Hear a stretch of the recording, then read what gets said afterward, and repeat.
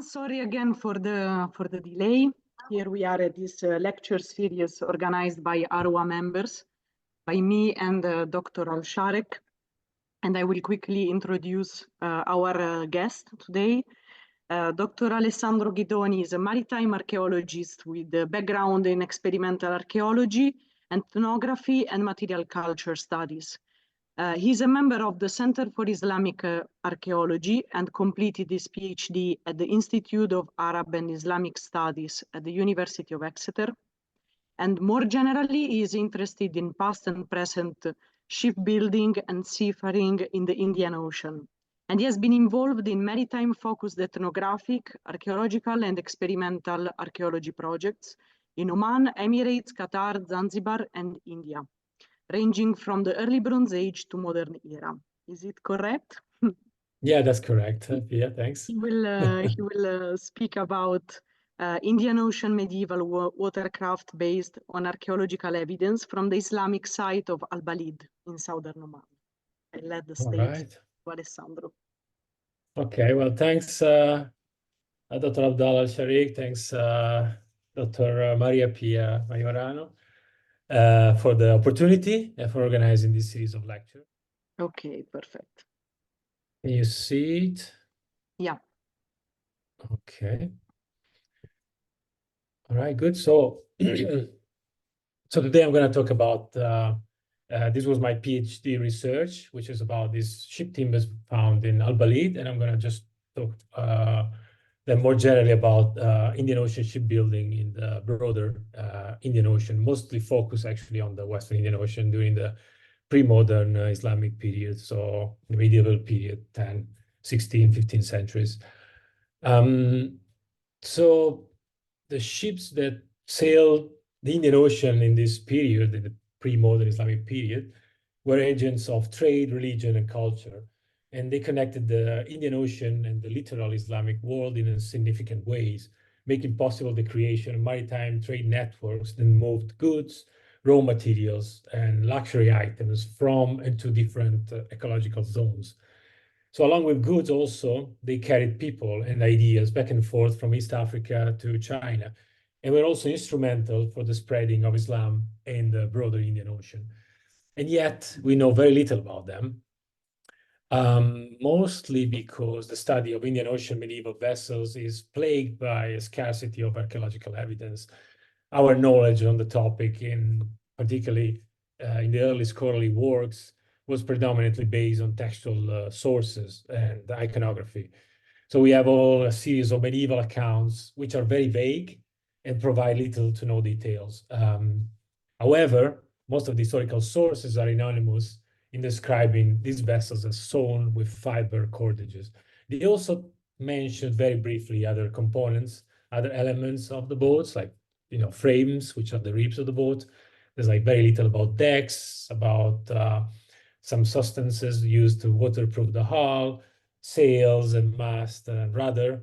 And also our knowledge is quite also limited about the materials. The only timber mentioned is teak and coconut products for the construction of these boats. So many of the travelers, particularly from the Mediterranean world, that ventured in the Indian Ocean in this period also provide a derogatory view of these vessels, most probably because they were not familiar with this construction technique. Iconography, on the other side, it's quite sketchy, crude, and very sparse.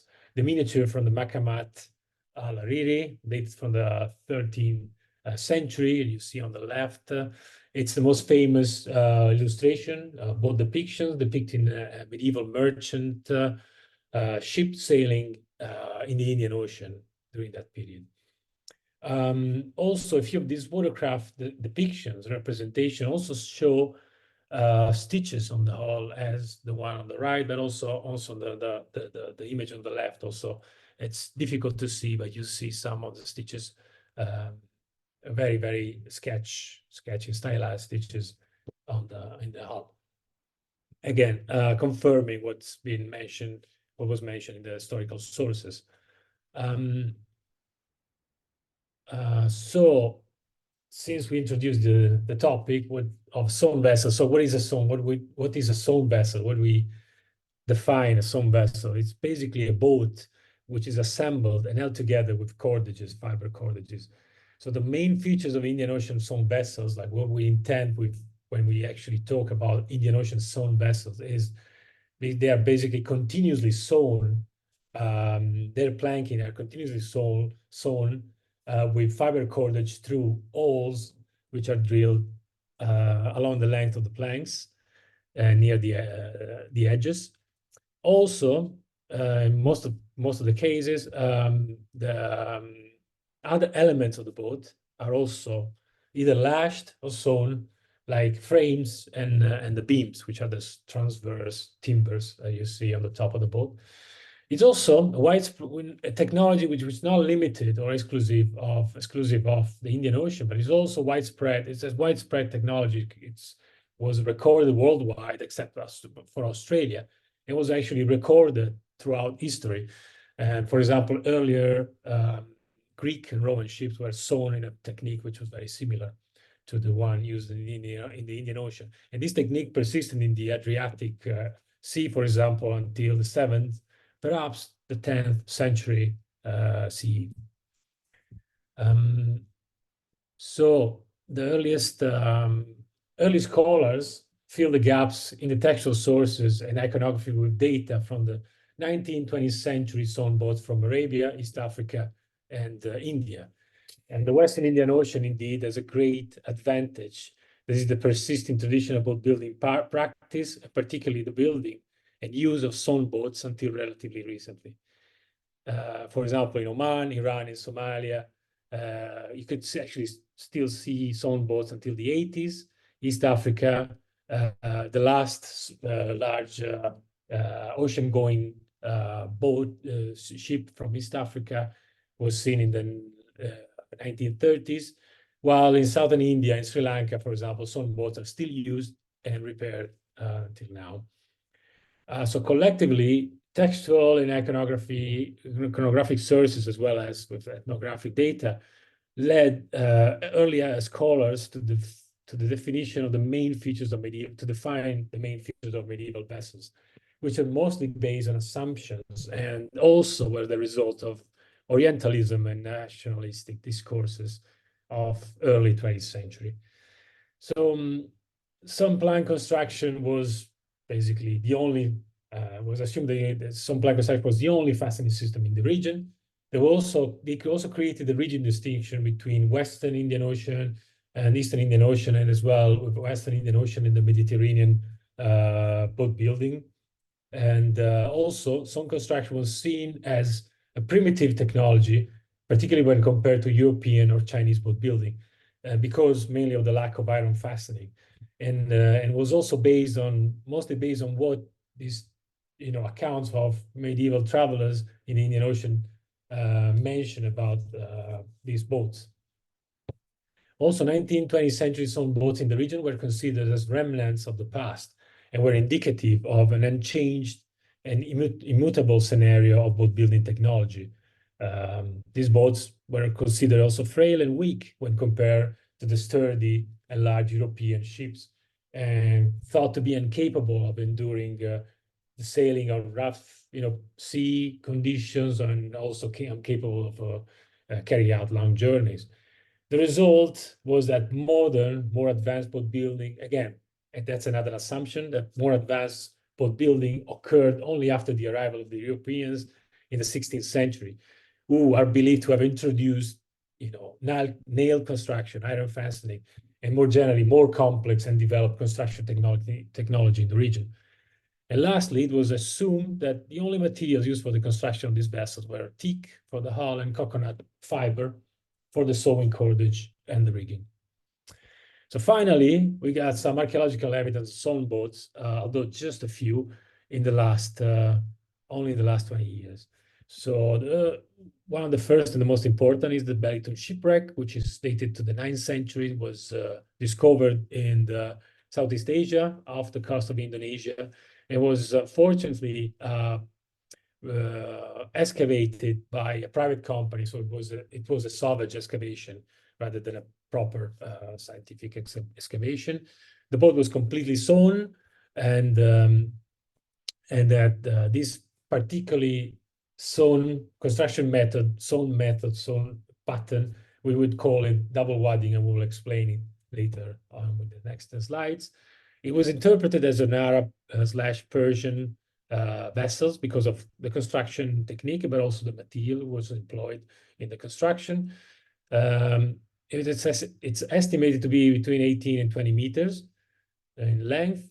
And it was, when it sank, it was carrying an incredible cargo of Chinese ceramic from the Tang Dynasty, all as long as gold and silver. Like, it was an incredible luxury, cargo of luxury items, pretty much all made in China. It was probably bound to Arabian markets.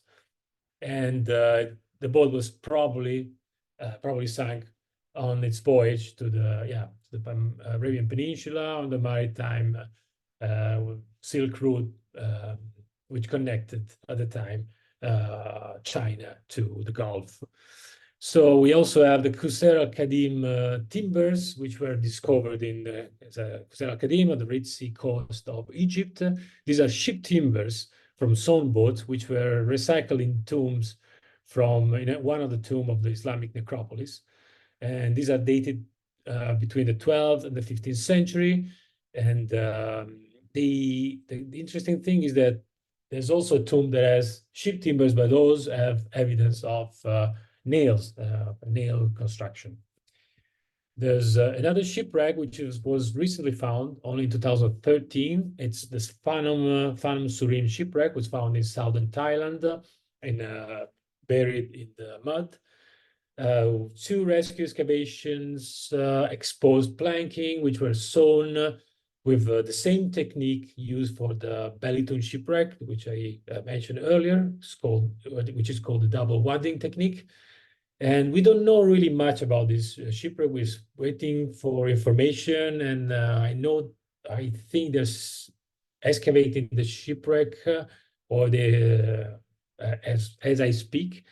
And but again, we know very, very little about this shipwreck, but it has the potential to reveal aspects that we missed from the Belitung shipwreck, which also is very similar to it, and also because also the Belitung shipwreck, as I said, was salvaged rather than properly excavated, so we lost a lot of information because the company that was excavating the ship was mostly focused on the cargo rather than on the shipwreck. So all these sets of evidence confirm that Western Indian Ocean vessels were predominantly sewn. However, as we see, we have ship timbers with evidence of iron fastening before the Portuguese from Qusr al-Qadim. These timbers from Qusr al-Qadim also indicate a single wadding technique, which consists in sewing over a caulking roll, a caulking pad, basically, made of vegetal material placed on the seams of the edge of the planks on the inside of the hull, as you see on the top right drawing and image. And on the outside, outboard, the stitches look as like vertical disconnected stitches and are recessed, protected in these grooves. We call them rebates, which are carved between matching holes on the outside of the hull. This is, as I said, the Western Indian Ocean distinctive sewing techniques, and you find it was the majority of the sewn vessels of the Indian Ocean. While the Belitung and the Phanom Surin shipwrecks were, as I said, showed an uncommon a sewing technique which was not common to the Western Indian Ocean, which is called the double wadding. Differently from the single wadding, this technique employs this wadding pad, this cushion of fiber on both sides of the hull. Also, the Belitung shipwreck provided some information about other components, like the through beams, like the beams which are, we call them through beams because they penetrated the hull of the ship on each side, and were also sewn in a pattern which is similar to some Omani sewn boats. You can still see them in the Musandam in the northern Oman. And also, all these sets of evidence also show the variety of material. So there's different wood. It's not only teak.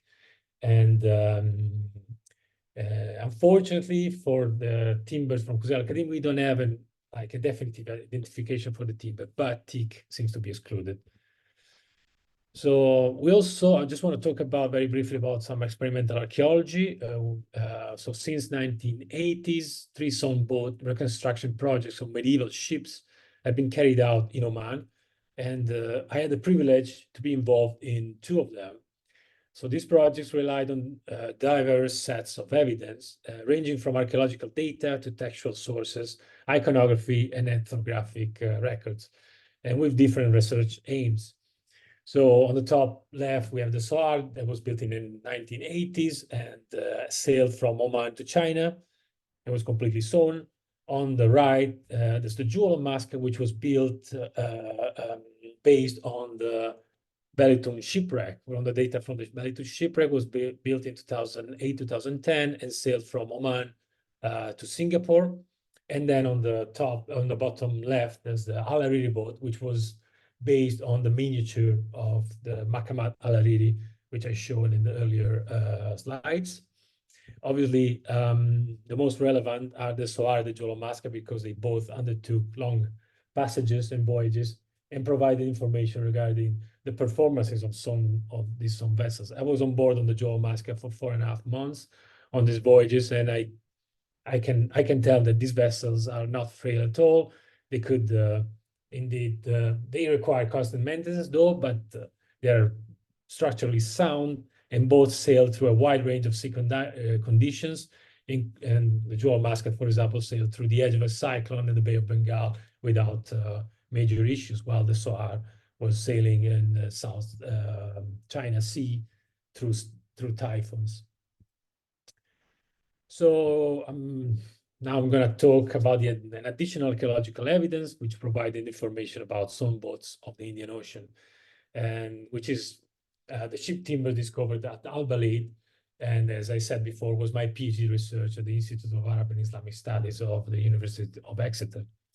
So what these timbers can tell us, and I'm also going to talk about what these timbers can tell us about medieval ships, and if they can rebut or confirm early assumptions. So very briefly, the Islamic site of al-Balid is located in southern Oman, in the modern city of Salalah, in the Dhofar region.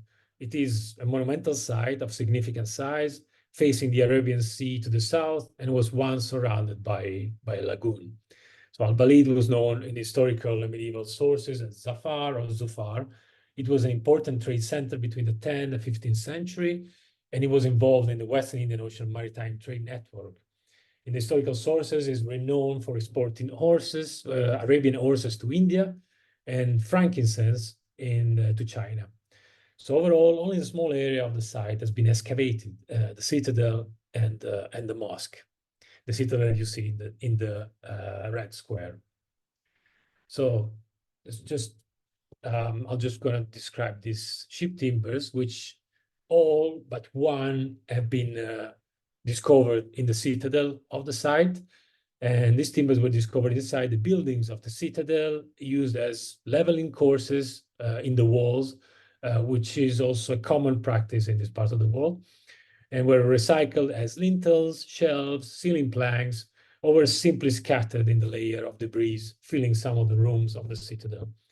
So having fulfilled their maritime purpose, these ship remains have been reused in a new terrestrial context, which was a common practice in the Indian Ocean, and in the Red Sea and in the Gulf.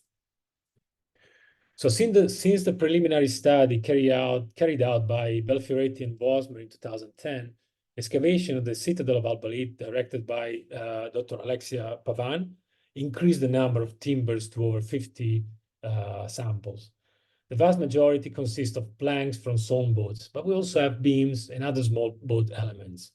They are from different boats and ships spanning roughly 500 years. And this is quite important. Their date range is before the Portuguese arrival, providing a picture of the Western Indian Ocean boat building scenario before the context with the Europeans. And as I said, these timber also show that stone plank construction was predominant in the region, and they're very similar to recent stone boats documented in the Indian Ocean. But the stone method is not the only one. We also have evidence of nail construction. How do we know that these are timbers from stone boats? Some of the timbers actually have preserved this portion of the sewing as the timber that you see on the top left corner of the slide. And also there's similarity with the 20th century stone boats from the region is striking. Most of the timbers show the distinctive features of Western Indian Ocean stone boats, consisting in continuous sewing through regularly spaced holes, fiber cordage, and the use of fiber cordage and wadding. We have all plugs, so made either from fibers or wood to plug to close those holes, because on a stone boat you have thousands of these sewing holes. We have rebates, which are those grooves, channels cut through the matching holes, at least in the vast majority of the timbers. We have dowels, which are wooden pins used to connect the planks together. We have also a series of substances used as luting, to waterproof, to seal the seams and the edges of the planks. And we also have evidence of frame lashings, so the ribs of the boats. The majority of the timbers are planks from the hull of the boats, 84%, and they have various thickness and width. Most of them are quite thick, which exceed 4 centimeters in thickness, while very few, unfortunately, have preserved both edges, making it difficult to determine their former width. As we have previously mentioned, they have holes of various diameter located along the edge, often evenly spaced. The planks can be distinguished by the presence or absence of rebates, those channels between the holes, which are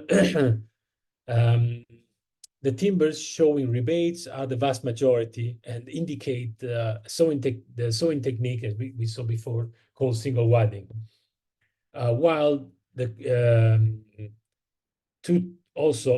as I mentioned before, two timbers have preserved the sewing, a big portion of the sewing, which also confirm this pattern.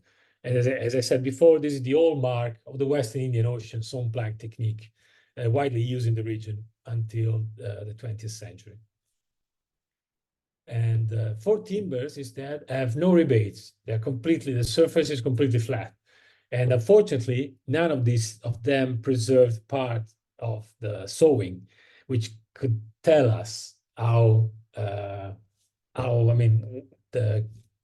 tell us information about the sewing pattern for these timbers. But the closest match is I would say that the closest match is the sewing pattern of the Belitung and the Fanum Surim shipwrecks, which we saw before in the previous slides, which consisted in wadding on both sides, and it's called double wadding technique. This pattern was observed in recent watercraft of Eastern India and Sri Lanka, but iconography suggests its use also in Tamil Nadu, in Kerala, and in Goa, so in the western and southern coast of India, since at least the 12th or 13th century. So far, 16 timbers have been radiocarbon dated, showing a date range between the 10th and the 15th century.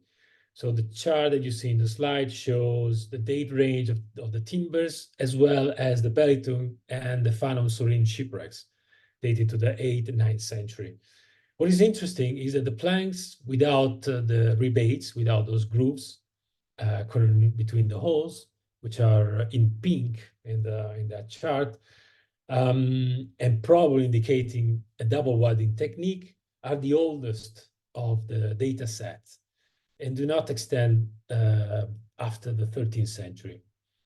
And this evidence might suggest a development in sewing method, for example, from a double wadding technique used in the earlier period, also recorded in the earlier shipwrecks of the Belitung and the Fanus Ring, to a single wadding technique, which is the most common now in the Western Indian Ocean. So what could be the reason for a shift or a development for this development? So experimental archaeology might come to help in understanding possible reasons for a development in this sewing method. For example, by comparing the time required by the same team of two people to sew similar sections in vessels with different sewing techniques, such as, for example, double wadding and a single wadding, we found out that single wadding technique took 59% of the time and uses 35% less material than double wadding. And this might provide a possible explanation for the fact that double wadding technique appears only in the earliest periods on the al-Balid collection, and perhaps pointing to a possible development in sewing technique to save both time and material. However, the data is quite scarce, actually too scarce at the moment, and this remains just an hypothesis. Other factors might provide explanation for different methods, and again, this distinction might actually be due to regional traditions. These timbers can be actually from different parts of the hull of the vessel, and perhaps could actually indicate an hybrid construction employing both methods in the same vessels, which also we have evidence for in some ships and boats of Oman, for example. So another aspect emerging from comparing the data from the experimental approach to the archaeological record concerns the work organization. So the sewing of medium-large vessels like the Sohar, Jewel of Muscat, and Al-Hariri boat reconstructions that we saw earlier was carried out by several teams, fastening a small section and working simultaneously. This evidence helped to recognize the sewing sequence in the few timbers of al-Balid that preserved the sewing section, such as the timber in the photo, suggesting that the sewing of medieval vessels was probably done in small segments too, as in recent watercraft. This would have certainly helped to speed up the building process while reducing the construction cost. So the timbers, the al-Balid timbers also provide insights into how medieval shipwrights built Indian Ocean vessels. So sawn boats are known to be built with a technique called the shell first or shell build technique, which consists of assembling and fastening the whole planking first, and then inserting the frames, the ribs, as opposed to the skeleton first, where it's exactly the opposite. You start with the frames and then you just attach the planks. So experimenting with this construction method has shown that various devices used by the boat builders to hold the planks in place, experimenting with this construction actually has shown what are the devices used by boat builders to hold these planks in place while they were shaping them. They were actually creating and shaping the hull of the boat. And these devices consist of clamps, battens, temporary frames to which the carpenters tie the planks, generally with ropes through temporary holes, which are then plugged after the plank is sewn. Series of holes not associated with the sewing are found in some of the al-Balid timbers, as those you see on the left of the slide, and they either near the edges or in the center of the planks. You'll find these holes, and they're usually of a different size than the sewing holes, and not associated with any rebates, grooves, suggesting that perhaps they were used to temporarily tie the planks to battens and wedges to hold the planks in place and draw them together during the construction. As you can see from the photos on the right side of the slide, that's a photo that I took in India, and they still use similar devices for the construction and repair, mostly of some boats. So the al-Balid timbers also tell us about the most common issues the medieval shipwrights dealt with during the construction of these stone vessels. So both reconstruction experimenting with different types of wood showed that one of the main risks of some plank construction is that the timber would sometimes split along the line of the sewing holes. This issue is particularly obvious in timber with fine, straight grains such as teak. Perhaps the staggered holes and sometimes confusing hole patterns of many of the al-Balid timbers might actually indicate the shipwright's attempt to prevent this issue. The experimental approach, combined with ethnographic analogies, also provided insights into how boat builders dealt with cracks and timber imperfections. One plank from al-Balid shows that the boat builders repaired a large crack by sewing it in the same way done by the rope workers that worked on the reconstruction of the Bellington, the Jewel Musket, which was based on the Bellington shipwreck. So lastly, the splitting and cracking of the wood would have been a particularly common issue since many of al-Balid timbers show additional holes drilled next to the sewing holes to reinforce the sewing. And again, show also the maintenance, the constant maintenance, which is also required for this kind of ships and more generally this technology. So one interesting element in the al-Balid timbers is also the large presence of dowels. These are cylindrical pins, like wooden pins, driven diagonally from the side of one plank through the edge of the adjacent plank. The function was to help the alignment of the planks during the construction and in the sewing, and also to lock the planks in place. These also serve to prevent longitudinal movements of the strakes or the planking along their edges, which it's a common issue on some plank, on some boats. Their frequency and regular spacing clearly indicate that dowels were a crucial element in some plank construction in the Western Indian Ocean. And dowels also are not only exclusive of sawn boats, but it can also found in the nail boats and have been used until very recently, for example, in Oman and in the Gulf and East Africa. So 43% of the planks, almost half of the planks from al-Balid retain traces of a dark substance used to waterproof the seams of the hull. So this was applied directly on the edge or in the seam between the two planks, outside, mostly actually outside and inside of the hull. The substance has been identified as a bitumen, as a bitumen amalgam, and the preliminary analysis carried out by Dr. Jacques Conan, which is the leading expert of this topic, and has done analysis on pretty much every archaeological bitumen found in the Arabian Peninsula and Red Sea and the Levant.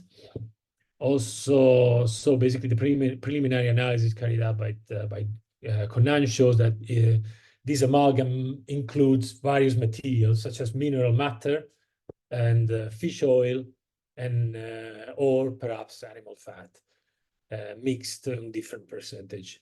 The bitumen was probably, again, the chemical signature of the bitumen kind of matches with that of some natural bitumen spring from southern Iran. And however, more analysis also it's required because only a few samples have been analyzed so far.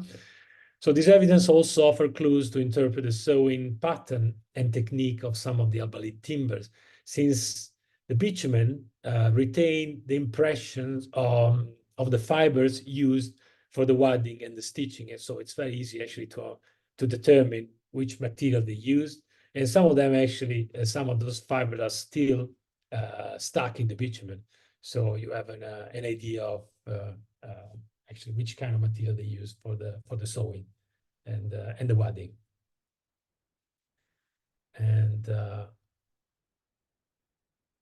slide. Sorry, I just got stuck. Okay.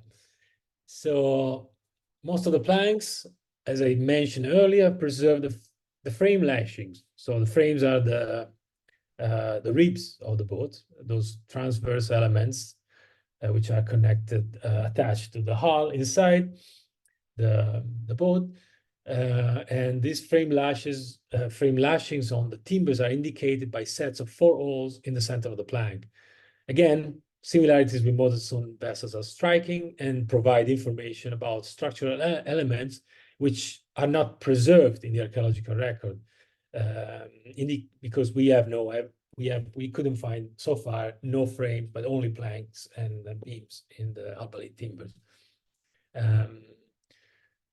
So also they also indicate the spacing. These lashings indicate the spacing. Without having the frame, we actually know the spacing of the frames and the size of the face of the frame, which lay against the hull. So this is quite important because medieval stone vessels have always been assumed to be scarcely framed and weakly built, particularly as I mentioned before, in the early scholarly work. And so the average siding, so the average width of the frames in the al-Balid is 8 centimeter, while this average spacing is about 20 centimeter. And for example, the timber in the photo, which is timber W54, shows frames which are 13 centimeter wide and 25 centimeters spaced apart, which are figures that not differ too much from Mediterranean or Viking nailed boats of similar size and periods, such as the Serge Limani, which is dated to the 12th century, or the Viking Gokstad, dated to the 9th century. So once again, some boats are not intrinsically weak or weakly built if compared to the Mediterranean, or more generally European vessels of the same period.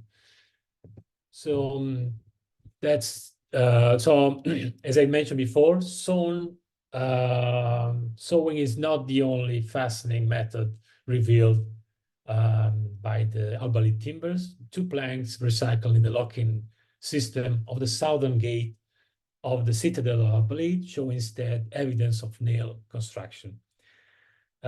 Similarly to the dowels previously seen, these nails are obliquely driven to the edge, to edge join 2 planks together.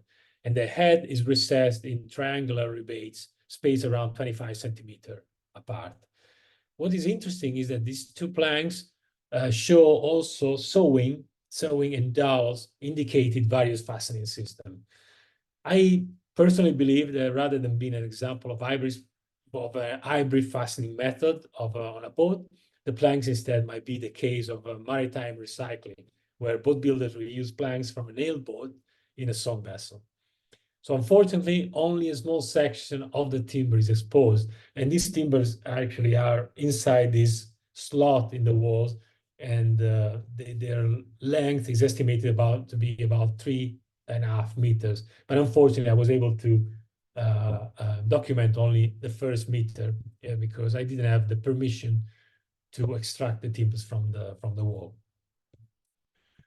So the discovery of nail planks in al-Balid is particularly exciting, and it's a further evidence after the Qusayr al-Qadim, the timbers from Qusayr al-Qadim at the Red Sea, against the prevailing notion that Europeans introduced or influenced nail construction technique in the Indian Ocean after the Portuguese expansion in the 16th century.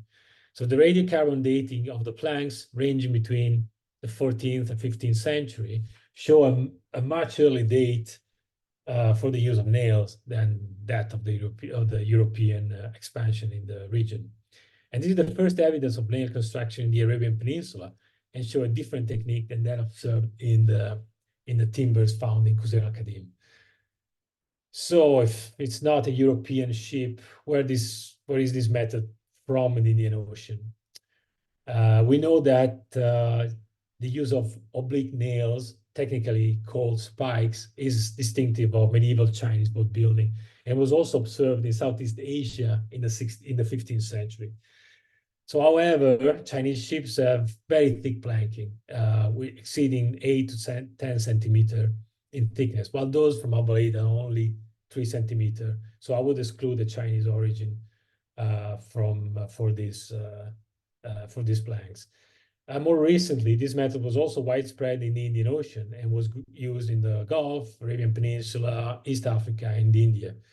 Ethnographic records from the 19th century shows that this method was distinctive of Gujarat, and the fact that both planks are made of teak, and also the fact that there was a presence of an Indian community, an Indian quarter at al-Balid in the 14th, 17th century makes India perhaps a probable or one of the most probable candidates for the origin of the nailed planks discovered in the wall. So we also have a few, apart from planks, we also have a few beams, which are those transverse timbers on the shear, usually placed on the shear of the boat, the top of the boat. And so these beams have grooves near their ends used to accommodate the hull planking, as you can see on the top right image on the slide. This is a system which was well documented in the Indian Ocean, which was recorded also in the 9th century Belton shipwreck, and indicates that these timbers that we found in al-Balid were actually through beams penetrating the hull of the vessels. So while the through beams on the top, it was probably the length of the beam was probably reduced when it was recycled in the citadel. The through beam in the bottom is almost entirely preserved, and show the grooves with the same angle on each end, which are actually basically indicated by the red arrow. So these grooves provide information about the width of the hull and the profile, a rough idea of the profile of the shear, indicating an approximate position for the beam in the hull, and also can tell us also roughly an idea of the size of the ship. So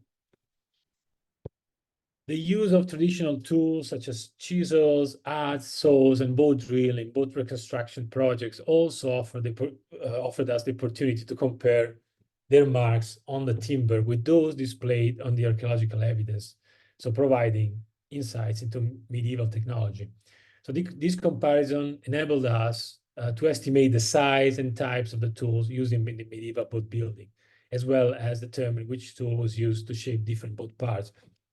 For example, obviously for the holes, for the sewing, for the stitching holes, they might have used the bow drill, which was also quite popular, quite common in the Western Indian Ocean until quite recently. It is still used in East Africa, in Zanzibar, for example. So tool marks on the al-Balid timbers also indicate the use of chisel with a blade between 2 and 5 centimeters. So 1/2 inches, which is also matches with the most recent traditional boat building tools used in India, Southern India, and Kerala, for example. And also indicates the use of adzes with a blade of 6-7 centimeters in width. Also, the comparison between traditional and modern powered tools also give us a perspective on the time required to build these, and also the effort required to build these sawn boats. So a test carried out by Babu Sankaran, you see in the bottom right image, which was the head shipwright on the Jewel of Muscat project, showed that the boat drill takes 10 times longer than a power tool to drill the sewing holes. And I should say that Babu Sankaran is also familiar with material. That was not the only. It was not the first time he was using. He had like 35 years of experience and has been used the bow drill for, I would say, at least 20 years as a boat builder in Sur in Oman. So he had some experience, and even though it would take 10 times longer, obviously, than they using a power tool. And experimenting with traditional tools also show another overlooked aspect of boat building, which is the constant maintenance required by these tools and its impact on the overall construction time of a vessel. So I also had 32 samples of timber analyzed, sent for botanical analysis to identify the species of timber. So, and this analysis showed that the predominance of teak, which is identified in 1/3 of the timbers of the timber collection. But however, apart from teak, we also have a variety of different timbers which are native to different regions of the Indian Ocean, used in boat building during this period, such as, for example, the Sisyphus Spina Christi, acacia, probably nilotica. We have the species acacia. We have albizia and like 2 timbers which are from Celtis africana. We have ficus. We have mangrove, Avicennia marina. And we have 2 palm. 2 timbers, 2 samples from palm wood and tamarisks. So many species are exclusively native to Africa, particularly Sudan, Egypt, the Horn of Africa, and East Africa, like Celtis africana, for example, which also can be found nowadays in Yemen. Other are indigenous to India and Southeast Asia, such as teak and albizia, and are not found in the western shores of the Indian Ocean. Some others, and this is the biggest surprise for me, grows in quite arid places like Southern Arabia, the Gulf, along the coast of the Gulf and Iran, such as Sisyphus Spina Christi or Acacia nilotica. Other species cannot be identified, unfortunately, and only the genus or family, like the ficus. We only have the family, but has a wide range of distribution covering the whole Indian Ocean, littoral, and several species are actually native to Oman. And Avicennia marina, as I said, the dwarf or white mangrove, is found scattered along the whole Indian Ocean coast, including Red Sea and the Gulf. So these results, I found these results particularly important in the light of the scarcity of information from the textual sources about the material used to build these boats. And in fact, these sources only mention teak. Actually, just very few mention teak. And while the vast majority mention the use of, and few mention coconut wood. And also led towards basically considering India as the pretty much only supplier of timber for boat building in the medieval period. While the variety of timber species from al-Balid instead reveals also a strong African link.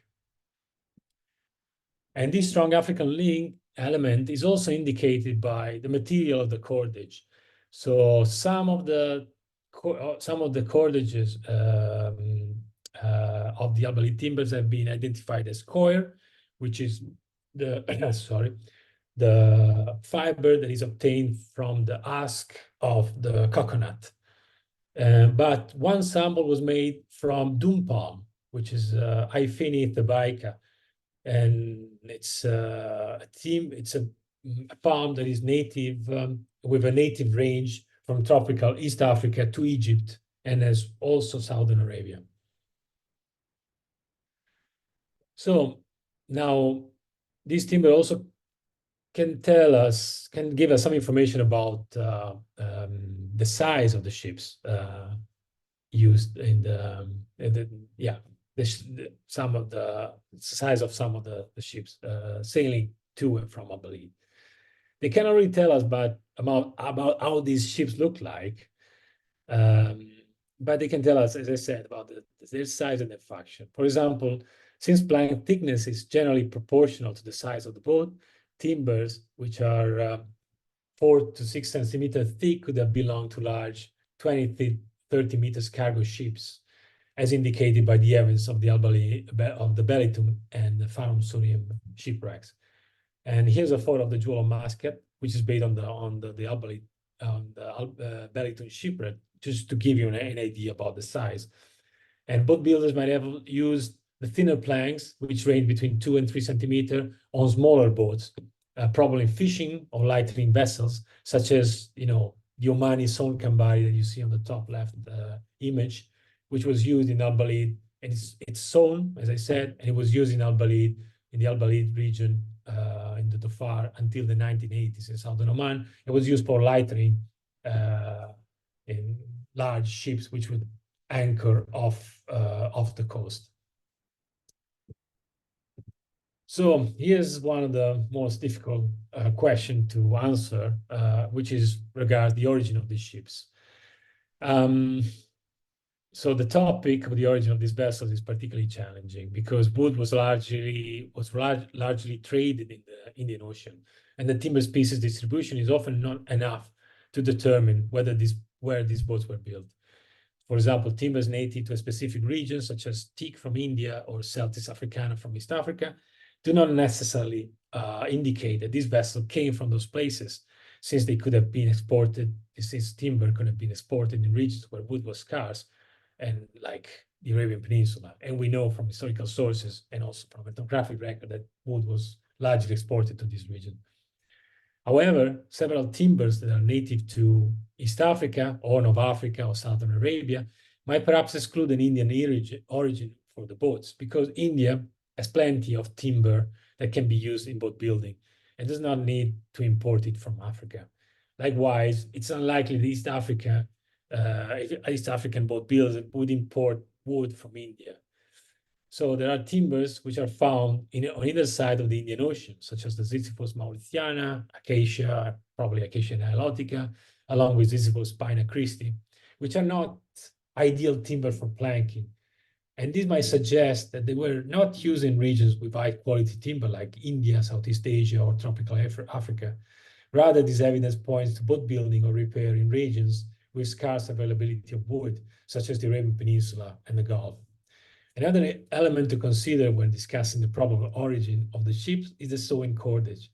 Along with coir, widely imported in the Arab world, dun palm seems to point towards Africa or Southern Arabia, and seems to exclude India, where the predominant material is actually coir.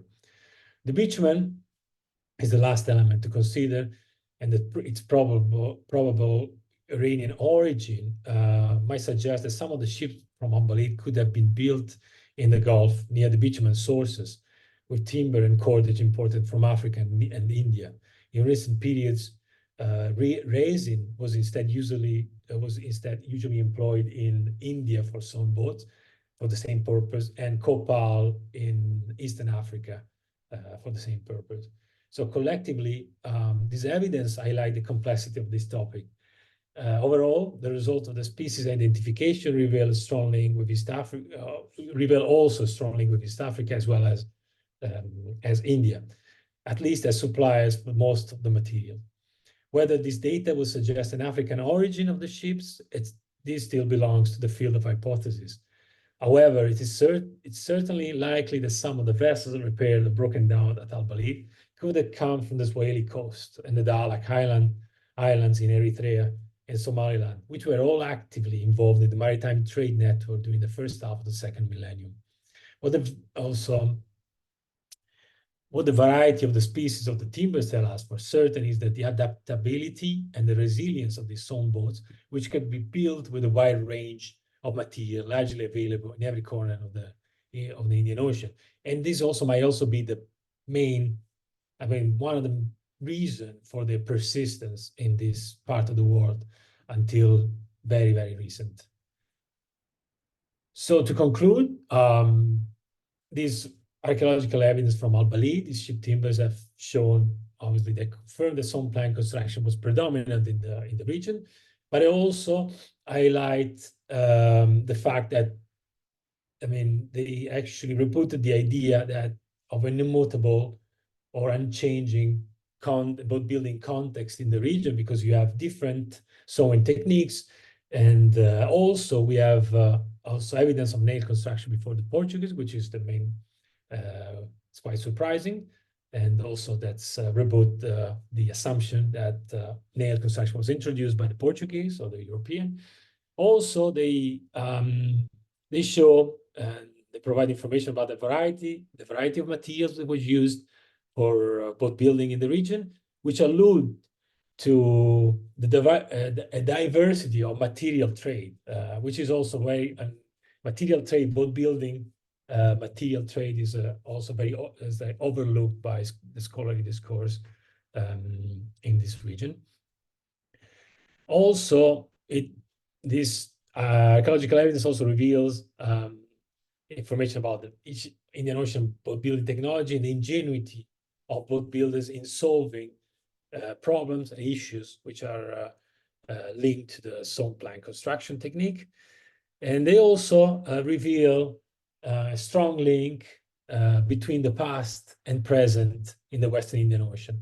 And as I said, they confirm, or they reveal again the adaptability and the versatility of some boats, providing a reason for their persisting in the region until very recently.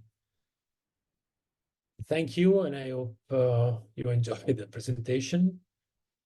I'm just gonna stop sharing my screen.